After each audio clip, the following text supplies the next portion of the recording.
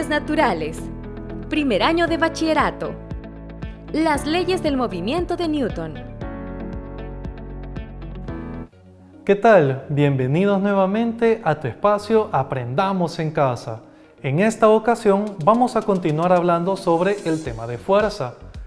Vamos a estar mencionando mucho sobre las leyes que rigen el movimiento debido a estas fuerzas. Puede ser que muchas de estas ya las hayas escuchado en alguna ocasión.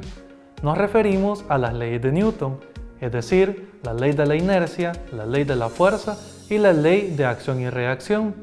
Así que, si gustas, antes de iniciar y estar hablando sobre cada una de ellas, ¿qué te parece si hacemos un pequeño repaso por la historia?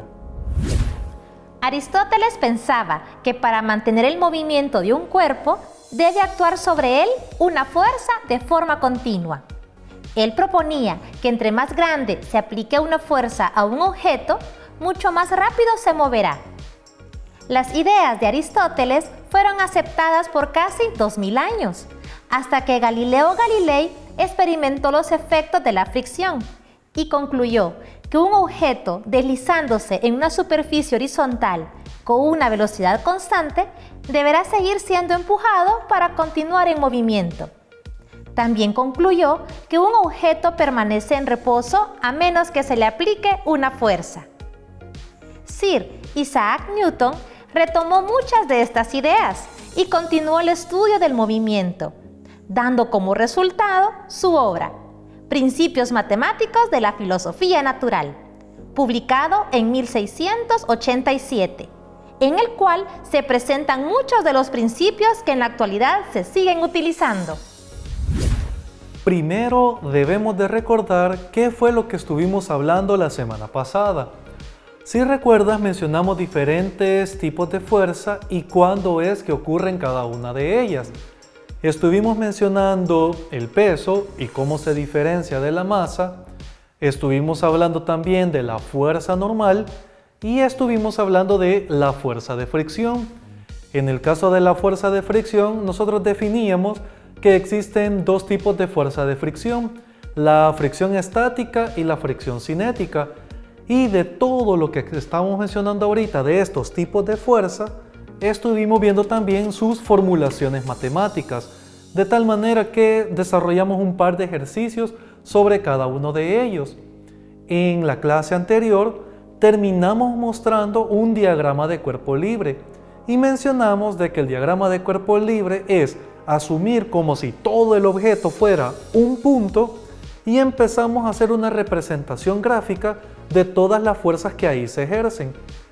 Teniendo todo esto en cuenta, el factor que ya nos seguimos mencionando fue, ya una vez que tengo este diagrama de fuerzas, ¿cómo puedo determinar yo cuando el objeto se está moviendo o cuando está estático? Ya que la única pista que dimos en la semana pasada fue que cuando se superaba la fuerza de fricción, el objeto se movía y cuando no se superaba, el objeto estaba quieto. Pues bien, ahora vamos a estar hablando sobre todas estas condiciones de equilibrio y todas estas condiciones de movimiento.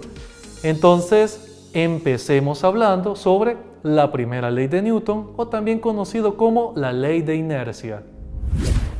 La ley de inercia, o primera ley de Newton, es la que me establece las condiciones de equilibrio de un cuerpo. Es decir, o textualmente, esta se refiere a que un objeto se va a mantener en reposo o se va a mantener a velocidad constante a no ser que exista una fuerza externa que rompa ese estado de reposo o ese estado de velocidad constante. A ese estado de reposo de velocidad constante es al que nos referimos cuando decimos inercia. Entonces, la inercia es, si yo tengo un objeto y si este objeto habíamos mencionado que se encuentra ahí en reposo, ahí se va a mantener en reposo y no va a cambiar su estado, a no ser que venga una fuerza externa que venga a romper ese estado en reposo. También aplica cuando estamos hablando de objetos a velocidad constante. Un objeto se va a mantener con esa velocidad sin ningún tipo de aceleración, a no ser que venga una fuerza externa y rompa ese estado. ¿Cómo podemos ver un ejemplo quizás un poco cotidiano? Ocurre cuando te estás transportando, por ejemplo, en un bus. Si vas en un autobús y vas de pie, nada más sostenido por el agarradero de la parte superior, cuando te estás moviendo el bus, tú también te estás moviendo. Es decir, los dos van a la misma velocidad, tanto el bus como tú. Claro, desde tu perspectiva, tú te encuentras en reposo y vas quieto, pero el bus sigue su movimiento. Pero de repente el bus debe de frenar. Entonces, cuando el bus frena, ¿qué es lo que ocurre contigo? Si no te has alertado de que el bus iba a frenar, tiendes a hacer un movimiento hacia adelante o hacia atrás debido al momento en el cual frena el autobús. En ese momento tú te encontrabas en reposo, te encontrabas sin ningún tipo de velocidad desde la perspectiva del interior del bus, pero en el momento en el que éste frena, ocurre esta fuerza externa que rompe tu estado en reposo, es decir, te rompe con la inercia. Entonces a eso nos referimos con esta ley que tiene todas estas condiciones de equilibrio. Quiero que veas el siguiente experimento para que también tengamos una pequeña ejemplificación de qué es lo que ocurre con la inercia. Aquí tengo un vaso, tengo una tarjeta normal, común y corriente, y tengo una moneda, en este caso una moneda de dólar, aunque puede funcionar perfectamente con cualquier otra moneda. ¿Qué es lo que yo voy a hacer? Si notas, el recipiente en este caso pues está totalmente vacío, y lo que voy a hacer es, voy a golpear la tarjeta y quiero que observes qué es lo que ocurre con el movimiento que tiene la moneda. Observemos entonces, voy a golpear la tarjeta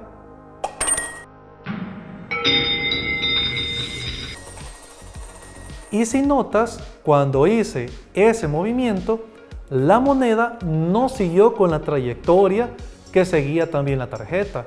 Es decir, al impactarla, la moneda no salió disparada hacia adelante, sino que se mantuvo en reposo, a lo mejor tuvo una pequeña distorsión por el efecto de la fricción que hizo con la tarjeta, pero en general su pequeño movimiento que tuvo, permitió que terminara cayendo de manera vertical. Entonces, la moneda se encontraba en reposo y la tendencia de este objeto es a mantenerse en reposo. A eso nos referimos cuando estamos hablando de inercia o de las condiciones de equilibrio. ¿Qué te parece si vemos un pequeño ejemplo en la pizarra sobre las condiciones de equilibrio para continuar abordando y teniendo una mejor comprensión a lo que respecta a la ley de la inercia? Tenemos el siguiente ejemplo. En este caso tengo un objeto que está colgando de dos cuerdas del cual se encuentra suspendido. Aquí ya tengo el diagrama de cuerpo libre para hacerlo mucho más fácil. En este tipo de ejercicios conviene poner el punto de referencia justo en el punto donde están aplicándose todas las fuerzas, es decir, a donde convergen todas las fuerzas. Por eso es que aquí lo he puesto en este punto central, ya que este punto está recibiendo la fuerza de tensión de dos cuerdas y el peso. La fuerza de la tensión es la fuerza que aparece cuando nosotros estamos colgando un objeto. Es la fuerza con la cual la cuerda se está estirando o que está permitiéndole al objeto que se encuentre suspendido. Entonces, ya nos dan los valores de las tensiones. Este ejemplo yo lo he retomado de tu guía de trabajo, así que ahí tienes con más detalle todo el enunciado del ejercicio. Las dos tensiones que están siendo ejercidas son una tensión 1 de 5 newtons y una tensión 2 de 4 newtons. Nos pregunta el ejercicio de cuánto es la masa del objeto que cuelga debido a estas tensiones. Entonces, el peso sabemos que siempre apunta hacia abajo. Como nos están preguntando la masa, lo primero que voy a conocer es el peso. Y ya una vez que tenga el peso, ya hago la operación para poder encontrar la masa y ya tener todo el ejercicio resuelto. Así que veamos lo siguiente. De la primera ley de Newton o la ley de inercia, nosotros sabemos que todo esto son condiciones de equilibrio. El objeto se encuentra quieto. Entonces, todas las fuerzas que están actuando acá deben de darme como resultado 0. Es decir, toda la sumatoria de fuerzas debe de ser igual a 0, tanto para la componente X como para la componente Y. La única que nos va a interesar para propósito de este ejercicio es la componente Y, ya que sobre la componente Y es que se ejerce la fuerza debido al peso. ¿Cómo lo voy a plantear? Lo voy a plantear de la siguiente forma. Yo tengo que la sumatoria, recordemos que este símbolo representa sumatoria de todas las fuerzas que ejercen en Y, son las siguientes. Tenemos una componente de la tensión 2, una componente de la tensión 1, las componentes Y de estas dos están aplicándose en esta coordenada. Si recuerdas, anteriormente mencionábamos que para poder obtener esos valores utilizábamos una función trigonométrica. Para Y acostumbramos utilizar la función seno. Entonces tenemos lo siguiente. La tensión 1 está en el eje positivo de la Y. Por lo tanto tenemos 5 y en este caso estamos con la función seno. Sería 5 seno de 45. Tiene valor positivo porque estamos en el positivo de las Y. De manera similar con la tensión 2. Vamos a sumarle, por ser positivo, la tensión 2, 4, seno de 60. Y todo esto grados, ¿verdad? ¿Y qué ocurre con la otra fuerza que se encuentra en la componente Y? En la componente Y también tengo el peso. El peso, como se encuentra en la parte negativa de la Y, entonces su valor va a ser menos, y en este caso va a ser el peso, que no lo conozco. Y toda la sumatoria de todas estas fuerzas me debe de dar como resultado 0. Ya al tener todo esto, yo puedo hacer un simple despeje. Puedo dejar el peso aislado y el resultado de la suma de estos dos valores me va a dar el resultado del peso. Como estamos utilizando newtons, pues no tenemos ningún problema. Entonces el peso me va a quedar como resultado de esta operación. ¿Y cómo sacamos esta operación? Si recordarás, en una de las clases anteriores yo utilicé una calculadora científica, pero bastante nos han estado consultando de cómo hacer eso con una calculadora de un celular. En este caso, yo tengo un celular y aquí tengo la calculadora, la aplicación de la calculadora. Entonces, normalmente, cuando lo tenemos en vertical, está la calculadora tradicional, la de las operaciones básicas. Pero, si la pongo en horizontal, se me despliegan todas las funciones de calculadora científica. ¿Cómo hago esta operación? 5 seno de 45. En este caso, lo primero que se pone es el ángulo. Pongo 45 y hago seno de esta operación. Entonces, seno de 45 multiplicado por el valor de 5 y obtengo como resultado 3.53. Aquí lo podemos ver un poquito más grande o lo podemos aproximar inclusive a 3.54. Entonces voy a poner ese valor 3.54. Ya que todo lo estamos trabajando en newtons, sabemos que sus unidades son newtons. Y de manera similar vamos a hacer con la otra operación. Entonces regresamos, limpiamos nuestra pantalla y ahora tenemos el ángulo de 60, seno de ese ángulo multiplicado por 4 y nos da como resultado 3.46. Ahora que tenemos ese resultado lo anotamos, 3.46 newtons, y simplemente nos queda ya una suma normal, ¿verdad? Una suma de las ordinarias. Tenemos 3.54 más 3.46 y nos da como resultado 7. En este caso serían 7 newtons. Entonces tenemos 7.00, ya que estamos utilizando tres cifras significativas, newtons. este sería el valor del peso. Para poder encontrar la masa, nosotros sabemos que la fórmula del peso es masa por gravedad. Eso implica que para obtener la masa, simplemente divido este valor que acabamos de obtener, lo divido entre 9.8 y con eso ya tendría el valor de la masa. Entonces nos quedaría 7 entre 9.8 y con eso obtengo el valor de la masa. Vamos a hacerlo nuevamente.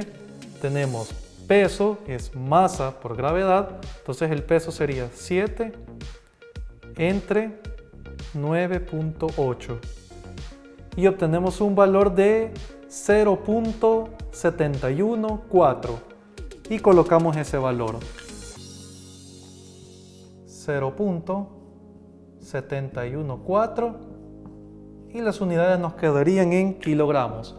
Este sería entonces un ejemplo de cómo aplicar la ley del equilibrio o la primera ley de Newton.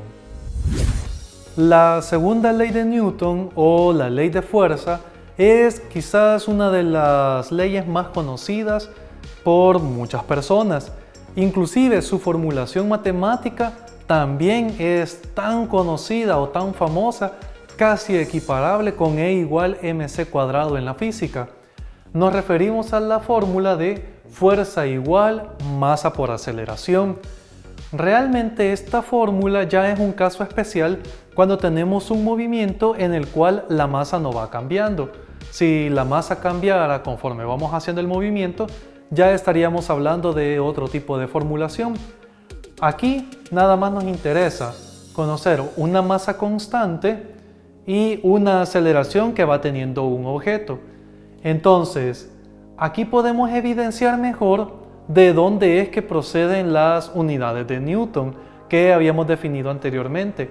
Si recuerdas, mencionábamos que Newton era el resultado de combinar las unidades kilogramos por metro sobre segundo cuadrado. Y aquí se evidencia perfectamente bien. Para la masa tenemos kilogramos y para la aceleración tenemos metros sobre segundo cuadrado, dándonos como resultado la combinación de todas estas unidades, la unidad Newton, que se escribe con N mayúscula tal y como la hemos venido escribiendo hasta este momento. Esto es muy importante que siempre lo tengas en cuenta porque hay algunos ejercicios que te ponen algunos valores que no están en las unidades del sistema internacional. Si las unidades no se encuentran tal y como están escritas acá, el resultado no te va a dar Newton, te puede dar otra cosa diferente, pero no newtons. ¿Cómo aplicamos esta fórmula? La fórmula es muy sencilla de aplicarla. Como ya tenemos nada más tres variables, fuerza, masa y aceleración, lo único que buscamos es que cuando nos dan un ejercicio, empezamos a sacar cuáles son los valores de cada una de ellas.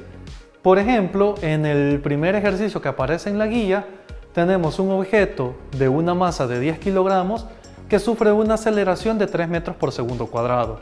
Lo primero que yo observo es de que las unidades sí son unidades del sistema internacional, es decir, son unidades coherentes o unidades que yo puedo combinar fácilmente para obtener como resultado otra unidad del sistema internacional. Entonces, si ya conozco la masa y la aceleración y simplemente me están preguntando la fuerza, pues entonces aplico la fórmula de manera directa. Nada más digo entonces que para poder conocer la fuerza, yo debo de multiplicar la masa por la aceleración. En este caso, los 10 kilogramos por los 3 metros por segundo. Hacemos esa operación, 10 multiplicado por 3 nos va a dar como resultado 30. Y como todas las unidades que estamos utilizando son unidades del sistema internacional, con toda tranquilidad yo puedo poner como resultado newtons. Y ese sería un ejemplo de cómo aplicar la fórmula de manera directa. Puede ser que en algunos casos te toque hacer algunos despejes. Recordemos un poco cómo son los despejes en el segundo ejemplo. En este segundo ejemplo tenemos una condición en la cual se está aplicando una fuerza de 10 newtons y el objeto está acelerando a 5 metros por segundo cuadrado. Aquí la incógnita es de cuánto es la masa de ese objeto. Entonces, nuevamente identificamos cuáles son todas nuestras variables físicas involucradas y cuál es nuestra incógnita. De tal manera que ahora la incógnita nos está quedando como la masa. Tenemos que hacer el despeje de la masa. Si recuerdas, cuando has estado trabajando en matemática, la manera de despejar, o ya de una forma un poco simplificada, es que si tengo fuerza igual a masa por aceleración y es la masa la que yo quiero dejar libre, entonces esta aceleración que está multiplicando pasa a dividir, de tal forma que la masa me va a quedar como la fuerza dividido entre la aceleración. Al hacer esa operación vamos a hacer 19 dividido entre 5. Nuevamente, como mis unidades todas son del sistema internacional, yo sé que como resultado voy a obtener una unidad del sistema internacional para la masa. Entonces hago la división, voy a usar nuevamente la calculadora. En este caso tú también lo puedes hacer, nada más es la división de 19 entre 5 y en este caso está dándome como resultado 3.8. Entonces decíamos 3.8 y tal y como mencionábamos, todas las unidades son del sistema internacional. ¿Y cuál es la unidad para la masa? Exactamente, son kilogramos. Entonces nos quedan 3.8 kilogramos. Veamos un último ejemplo cuando tenemos un plano inclinado para que ya con eso tengamos una mejor comprensión o una comprensión total de cómo funciona la segunda ley de Newton. Voy a borrar y continuamos. Veamos un último ejercicio. Este se encuentra también en la guía. ¿Y en qué consiste? Tenemos un plano inclinado a 60 grados y tenemos un objeto que se va a deslizar sobre él. Y este objeto tiene un coeficiente de fricción con la superficie de 0.5. También nos dicen de que la masa de este objeto es de 10 kilogramos. Aquí pues yo ya hice la conversión hacia el peso. ¿Qué es lo que nosotros necesitamos conocer? Necesitamos conocer primero todas las fuerzas que están siendo ejercidas sobre este objeto. Tenemos el peso, que siempre apunta hacia abajo, tenemos la normal, que es perpendicular a la superficie, y tenemos la fuerza de fricción, la cual es contraria al movimiento. Entonces aquí voy a asumir que este objeto se va a empezar a deslizar en esta dirección, por eso es que la fricción es contraria. ¿Cómo nos quedaría el diagrama de cuerpo libre? El diagrama de cuerpo libre, si notas, ya lo tengo inclinado. Eso conviene hacerlo para facilitar un poco más el trabajo. Eso implica que en esta dirección hacia abajo va el peso, siempre apuntando hacia abajo. La normal perpendicular a la superficie, si esta es la superficie del plano inclinado, aquí tenemos la perpendicular. Y si el movimiento se va a dar en el eje X, entonces la fricción es contraria al movimiento. Nos vamos a quedar con este esquema, el cual es mucho mejor que esta representación. Y ahora empecemos a hacer el siguiente análisis. Tenemos que la sumatoria de fuerzas en Y debe de ser igual a 0. ¿Por qué? Porque así como tengo planteado el plano, no hay ningún movimiento en el eje Y, solamente en el eje X. En el eje X va a ser en una única dimensión donde yo voy a tener movimiento. En el caso del eje Y va a ser 0. ¿Qué fuerzas actúan ahí? Actúa la fuerza normal de manera positiva y actúa una componente del peso, una proyección del peso. En este caso sería el peso coseno de 60 y es negativo porque se encuentra en la parte negativa de la Y. Si hago esta operación, voy a obtener que si todo esto es igual a 0, la normal con esta componente del peso deben de ser iguales. Y por lo tanto, al sustituir valores y hacer 98 coseno de 60, obtengo que el valor de la normal es de 49 newtons. ¿Para qué nos sirve la normal? La normal nos sirve para conocer la fuerza de fricción. La fuerza de fricción ya sabemos que es el coeficiente de fricción multiplicado por la normal. El coeficiente de fricción ya nos lo dan, vale 0.5 y decíamos que es sin unidades. 0.5 multiplicado por la normal, que es de 49. Al hacer esa operación nos da como resultado 24.5 newtons. Y recordemos que el signo negativo implica que va en dirección contraria al movimiento, o en este caso que se encuentra en el eje negativo de las X. ¿Y todo esto para qué me sirvió? Para poder encontrar que el movimiento que se está describiendo en el eje X, todas las fuerzas que actúan en X, deben de ser igual a la masa por la aceleración, ya que es la fórmula que nosotros conocemos. ¿Qué fuerzas actúan en X? Actúa una componente del peso, la cual es el peso seno de 60, y esa es positiva, ya que se proyecta en la parte positiva de las X, y tenemos como negativa la fuerza de fricción, ya que se encuentra en la parte negativa. Todo esto igual a masa por aceleración. Si sustituimos todos los valores, obtenemos que 60.4 newtons es igual a la masa por la aceleración. Esta sería como nuestra fuerza total, nuestra fuerza resultante. Y ya sabíamos que si tenemos estos valores y queremos conocer la masa, simplemente hacemos un despeje. Mandamos la aceleración a dividir, la masa, a dividir, y con esto vamos a obtener el valor de la aceleración. Aquí había tenido un pequeño error, pero aquí lo compensamos. Y entonces tenemos que la aceleración resultante va a ser 60.4 entre 10 y obtenemos como resultado 6.04 metros sobre segundo cuadrado, ya que todo se encuentra en unidades del sistema internacional. Ahora con esto veamos la tercera y última ley de Newton. La tercera ley de Newton lo que nos establece es que para toda fuerza de acción existe una fuerza de reacción, la cual es igual en magnitud pero contraria en dirección. ¿A qué nos referimos con eso? Es decir, que si por ejemplo tú pateas una pelota, la fuerza de acción con la cual estás pegando la pelota también te está haciendo a ti una fuerza de reacción que es igual en magnitud pero contraria en dirección. ¿Cómo podríamos evidenciarlo o cómo podríamos verlo de manera un poco más fácil? Aquí tengo una vejiga.